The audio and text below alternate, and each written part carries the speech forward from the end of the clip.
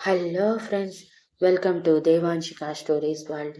ఇప్పుడు మీరు వినబోతుంది I hate you Mrs Arnav స్టోరీలోని 9వ భాగం. హిత వెళ్ళిపోయాక అర్నవ్ పిడికిలి బిగించి, ఏం జరుగుతుంది నా వెనుక? అసలు స్నేహ ఎందుకు పెళ్లి మండపం నుంచి పారిపోయింది? దానికి నాతో పెళ్లి ఇష్టం లేకపోతే ముందుగానే చెప్పాలి, కానీ ఇలా మా పరువు తీసే పని చేస్తుందా? దానిని వదిలిపెట్టను అని ఆవేశంగా అనుకుని ఎవరికో ఫోన్ చేసి 5 నిమిషాలు మాట్లాడాక, చెప్పింది చెప్పినట్టు చెయ్యి, పొరపాటు జరిగిందంటే తెలుసు కదా నా గురించి అని బెదిరించి ఫోన్ కట్ చేసి ఆ ఫోన్ బెడ్ మీద విసిరేసి మరి హిత కోసం బాల్కనీలోకి వెళ్ళాడు. అక్కడ హిత వెక్కిళ్ళు పెట్టి ఏడుస్తూనే బయట గార్డెన్లోకి చూస్తూ ఉంది. అర్నవ్ హిత పక్కనే నిలబడి, జరిగిన దాంట్లో నీ తప్పు లేదని ఎలా అనుకుంటున్నావు హిత? వాళ్ళు ఎవరో చెప్పారని బలవంతంగా నా జీవితంలోకి వచ్చావు. నువ్వు చేసిన ఈ పొరపాటు వల్ల ఈరోజు నా కుటుంబం నలుగురి ముందు తల్లదించుకునే పరిస్థితికి వచ్చింది. ఇది నీ వల్ల కాదా? నువ్వు చెప్పు అని సూటిగా హిత కళ్ళల్లోకి చూస్తూ అడిగాడు. అవునండి, నేను కాదు అనటం లేదు కదా. నా వల్ల మీకు చాలా నష్టం జరిగింది. మీరు ప్రాణంగా ప్రేమించిన అమ్మాయి మీకు దూరం అవ్వటంతో పాటు మీ గురించి నలుగురి నోట్లలో ఆడేలా చేశాను. అందుకు క్షమించండి.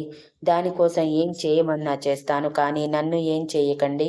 మీరు పనిష్మెంట్ ఇచ్చాక అది పూర్తయితే నన్ను తిరిగి మా ఊరికి పంపించేయండి. అదే నేను మీ నుంచి కోరుకునేది అని వెక్కిళ్ళ మధ్య చెప్పింది హిత. మీ ఊరా? మీ ఊరు ఏ ఊరు అని కళ్ళు చిన్నవి చేసి అడిగాడు అర్ణవ్. సీతాపురం మా ఊరు, కోనసీమ మాది. ఎంతో సంతోషంగా సాగిపోతున్న నా జీవితంలో అనుకోని తుఫాను వచ్చింది. దాని తీరంలో ఇక్కడి వరకు చేర్చింది నన్ను అని అర్థమయ్యి కానట్టు చెప్పి, ఇంతకు మించి నన్నేమీ అడగకండి ప్లీజ్ అండి. మీకు నేనంటే ఇష్టం లేకపోతే నన్ను ఇక్కడి నుంచి పంపించేయండి. నేను ఏమీ అనుకోను. కనీసం మీ ఎదురుగా రావద్దు అన్నా సరే నేను పట్టించుకోను. కానీ నన్ను మాత్రం ఏమీ అడగకండి ప్లీజ్ అండి అని అంది. అర్ణవ్ కోపంగా హిత చేతిని పట్టుకుని, ఎక్కడికి వెళ్తావు? హా, ఎక్కడికి వెళ్తావు అంటూ తన బుగ్గలు రెండు ఒత్తిపట్టి, ఇప్పుడు నీ care of address Mrs Arnav. మర్చిపోకాది. నువ్వు బయట ఎక్కడ కనిపించినా సరే నిన్ను నా భార్యగానే చూస్తారు ఈ క్షణం నుంచి. అంతేకాని ఎక్కడో సీతాపురంలో పెరిగిన అమ్మాయిగా కాదు. అర్థమైందా? ఇంకొకసారి ఇలా మాట్లాడావంటే చంపేస్తాను. నీ జీవితంలో ఇప్పుడు నా జీవితంతో ముడిపడిపోయి ఉంది. ఆల్రెడీ తాతయ్య చెప్పారు మా కుటుంబంలో విడాకులు అనేవి జరగవు అని. సో నోరు మూసుకొని నువ్వు నా భార్యగానే జీవితాంతం ఇక్కడే పడి ఉండాలి. అది నీకు ఇష్టమైనా ఇష్టం లేకపోయినా అని చెప్పి హితని వదిలేసి ఇరిటేటింగ్గా బయటికి వెళ్ళిపోయాడు. అర్ణవ్ మాటలు ఏమీ అర్థం కాని హిత అయోమయంగా ఏడుస్తూనే, ఏంటో అందరూ విచిత్రంగా మాట్లాడుతూ ఉంటారు, సరిగా సమాధానమే చెప్పరు. ఇప్పుడు నేనేం చెయ్యాలి అని ఆలోచిస్తూ అక్కడే బాల్కనీలో కూర్చుండిపోయింది. అలా నైట్ టైం హితని భోజనానికి పిలిచారు రాఘవరెడ్డి గారు పని వాళ్ళ ద్వారా. హిత భయంగానే కిందికి వచ్చింది.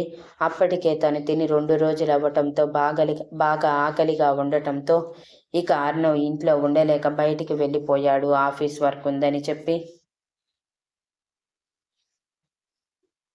కిందకి వచ్చిన హిత భయంగా ఎక్కడికి వెళ్లాలో తెలియక హాల్ మధ్యలో నిలబడిపోయి ఉంటే అప్పుడే రూమ్ నుంచి బయటికి వచ్చిన రాఘవరెడ్డి గారు, ఏంటమ్మా హిత ఇంకా ఇక్కడే నిలబడ్డావు, పద భోజనం చేద్దాము అని ఆప్యాయంగా పిలిచారు. హిత తలదించుకొని చేతులు నలుపుకుంటూ, అది తాతయ్య గారు, ఆయన ఎక్కడ ఉన్నారు? సాయంత్రం నుంచి కనిపించటం లేదు అని అడిగింది. ఆయన ఆయన ఎవరు అని రాఘవరెడ్డి గారికి అర్థం కానట్టే కావాలని అడిగారు. అదే తాతయ్య గారు, మీ మనవడు గారండి. ఆయన కనిపించటం లేదు. భోజనం చేశారా అని టెన్షన్గా అడిగింది హిత. రాఘవరెడ్డి గారు ఏమనుకుంటారు అని. అప్పుడే లోపలికి అడుగు పెడుతున్న అర్ణవ్ హిత మాటలు విని గుమ్మంలోనే చేతులు కట్టుకొని స్టైల్గా లెగ్స్ క్రాస్ చేసి గుమ్మానికి ఆనుకొని నిలబడి చిరునవ్వుతో హిత వైపే చూస్తూ ఉన్నాడు. రాఘవరెడ్డి గారు ముసిముసిగా నవ్వుతూ, అది నాకు మాత్రం ఏం తెలుసు? నీ మొగుడి గురించి నీకే తెలియాలి కదా హిత. ఇంతకి వాడేడి అని అడిగారు కావాలని. అంటే ఆయన ఇంట్లో లేరా తాతయ్య గారు అని తలపైకెత్తి అడిగింది హిత కంగారుగా. ఏమోనమ్మా, ఇంత పెద్ద ఇంట్లో ఎవరు ఎక్కడ ఉన్నారో నాకు మాత్రం ఎలా తెలుస్తుంది చెప్పు. పైగా ముసలివాడని అన్నీ చూసుకోగలనా? అందుకే ఇంటి బాధ్యతలన్నీ నీకు అప్పగిస్తానంటే నువ్వేమో ఒప్పుకోవటం లేదు అని పెదవి విరిచి చెప్పి, ఇంతకీ నీ మొగుడు ఎక్కడికి వెళ్ళుంటాడంటావు హిత అని అడిగారు. హిత ఏడుపు మొహం పెట్టి, నాకు ఎలా తెలుస్తుంది తాతయ్య గారు? ఆయన చాలా కోపంగా ఉన్నారు. అడగటానికి కూడా భయం వేసింది. పైగా ఆయన కళ్ళు ఉంటాయి చూడండి, అచ్చం చిరుతపులి కళ్ళలా భలే తీక్షణంగా ఎప్పుడు ఎర్రగా ఉంటాయి. బహుశా ఎక్కువగా తాగుతారేమో, అందుకే కళ్ళు అలా ఎర్రగా అయిపోయాయి. ఇక ఆయన గొంతైతే బాబోయ్ చెప్పనవసరం లేదు. ఆయన గొంతులో గాంభీర్యానికి ఎవరైనా వణికిపోవాల్సిందే. అంత భయం వేస్తుంది నాకు. ఎలా ఇన్ని రోజులు ఆయనని భరించారు తాతయ్య గారు అని అయోమయంగా తల వెనక గీరుకుంటూ అడిగింది హిత. ఇంతలో లోపలికి అడుగుపెట్టిన అర్ణవ్, ముందు ముందు నీకే తెలుస్తుందిలే నా తాతయ్య ఎలా నన్ను భరించారో అని వెటకారంగా చెప్పి, 5 minutes తాతయ్య, వెంటనే వచ్చేస్తాను అని రూంలోకి వెళ్ళిపోయాడు. అర్ణవ్ని సడన్గా అక్కడ చూసిన హిత భయంతో బిగిసిపోయి సింహాన్ని చూసినట్టు వణికిపోతూ ఉంటే రాఘవరెడ్డి గారు తన భయం చూసి నవ్వుతూ, నువ్వు మరీ ఇంత భయస్థురాలివేంటి హిత? వాడేమైనా నిన్ను అంతలా భయపెడుతున్నాడా? చెప్పు నాతో, వాడి తాట తీస్తాను. ఇంకొకసారి నీ మీద చెయ్యి కాదు కదా, నోరు కూడా లేపకుండా చేస్తానమ్మా. ఈ ఇంటి మహాలక్ష్మి ఏడిపిస్తాడా? ఎంత ధైర్యం వాడికి అంటూ రాఘవరెడ్డి గారి హిత భుజం చుట్టూ చేయి వేసి అడిగారు. తాతయ్య గారు అంటూ హిత ఏడుపు మొహం పెట్టి, మీరు కావాలని నాతో ఆడుకుంటున్నారు తాతయ్య గారు. ఆయన వచ్చినట్టు మీకు తెలుసు. అయినా సరే నాతో చెప్పకుండా నేను ఇష్టం వచ్చినట్టు మాట్లాడుతుంటే మీరు మౌనంగా ఉన్నారు.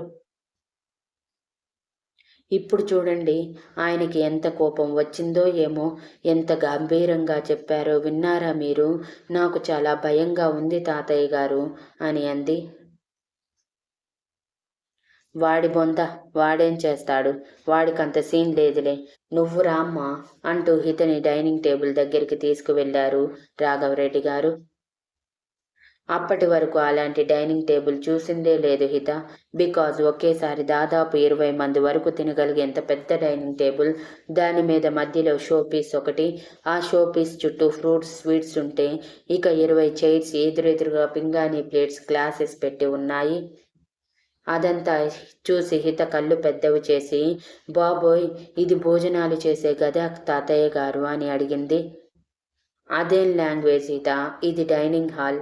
ఇక్కడ నుంచి ఇలాగే పిలువు, ఇక్కడే మనం ఎప్పుడూ భోజనం చేసేది అని అన్నారు రాఘవరెడ్డి గారు. అవునా తాతయ్య గారు, నేను మొదటిసారి అండి ఇలాంటిది చూడటం, అందుకే ఈ ఆశ్చర్యం. ఏమీ అనుకోకండి, నాకు ఇంగ్లీష్ పదాలు అంతగా రావు, కొన్ని కొన్ని మాత్రమే తెలుసు. అది కూడా స్నేహ వాళ్ళ దగ్గర పనిచేస్తున్న దగ్గర నుంచి మాత్రమే నేర్చుకున్నాను అని మొహం చిన్నబుచ్చుకుని అంది హిత. సరేలే, దీని గురించి మనం తర్వాత మాట్లాడుకుందాం రా అంటూ హితని చైర్లో కూర్చోబెట్టి రాఘవరెడ్డి గారు మెయిన్గా ఉండే రాయల్ చైర్లో కూర్చున్నారు. హిత కంగారుగా పైకి లేచి, అయ్యో తాతయ్య గారు, నేను ఇక్కడ కూర్చోవటం ఏంటండి?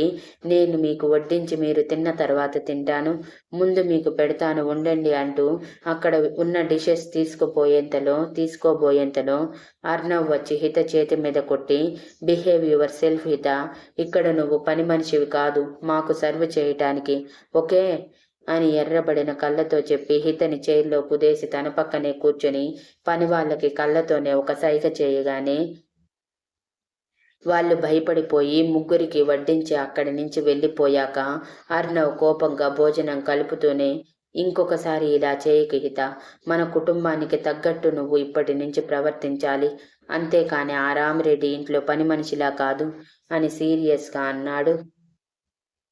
హిత కళ్ళల్లో కన్నీటి పొర ఏర్పడింది అర్ణవ్ మాటలకి. కానీ అది వాళ్ళకి కనిపించకుండా తలదించి గొంతులో నుంచి బాధ గుటకల రూపంలో మింగేస్తూ, కష్టంగా 2 ముద్దలు తినగానే రాఘవరెడ్డి గారి హిత చేతి మీద చేయి వేసి, బాధపడకు హిత, వాడికి వెంటనే కోపం వచ్చేస్తుంది. కానీ అంతే వెంటనే ఆ కోపం పోతుంది. ఇప్పుడు చెప్పింది కూడా పనివాళ్ళ ముందు నిన్ను తక్కువ చేయటం ఇష్టం లేక, అంతేకాని నిన్ను బాధ పెట్టాలని కాదు అని అన్నారు. ఏరా, నువ్వు చెప్పేదేదో సరిగా చెప్పటం కూడా రాదా? చూడు హిత ఎంత బాధపడుతుందో, ఇంకొకసారి ఇలా చేయకు అని అన్నారు రాఘవరెడ్డి గారు అర్ణవ్తో. అర్ణవ్ అసహనంగా మొహం పెట్టి, ఓకే తాతయ్య, ముందు ఆవిడ గారిని తినమని చెప్పండి, ఏడుపు మొహం పెట్టుకొని ఇలానే ఉండొద్దని ముందు చెప్పండి అని చెప్పి అర్ణవ్ పుల్కా విత్ పన్నీర్ కర్రీ 2 తినేసి పైకి లేస్తుంటే, అయ్యో, అప్పుడే లేస్తున్నారేంటండి, ఇంకా తినండి అంటూ తన ఎదురుగా ఉన్న పుల్కా ఒకటి అర్ణవ్ ప్లేట్లో వేసి కర్రీ కూడా వేయగానే అర్ణవ్ సీరియస్గా ఒక ఐబ్రో రైస్ చేసి హిత వైపు చూశాడు. అర్ణవ్ చూపుకి హిత భయంగా గుటకలు మింగుతూ, అంటే అండి, నైట్ టైం కడుపు నిండా భోజనం చేయకపోతే నిద్ర కూడా సరిగా పట్టదండి, అందుకే పెట్టాను. మీ మొహం చాలా లోతుగా ఉంది, సరిగా భోజనం కూడా చేసినట్టు లేరు, ప్లీజ్ అండి, నా కోసం కాకపోయినా తాతయ్య గారి కోసం తినండి అని రిక్వెస్టింగ్ టోన్లో చెప్పింది. తన మాటలకి అర్ణవ్ ఏమనుకున్నాడో ఏమో, మౌనంగా తినేశాడు. అది చూసి హిత సంతోషంగా తనకి పెట్టినవి తినేసి రాఘవరెడ్డి గారితో మాట్లాడుతూ హాల్లోకి రాగానే అర్ణవ్ హిత చేతిని పట్టుకుని, ఓకే తాతయ్య, గుడ్ నైట్, ఇక వెళ్ళి పడుకోండి అని హితని తీసుకొని రూమ్లోకి వెళ్ళిపోయాడు. Thank you for listening and please like, share, comment and subscribe.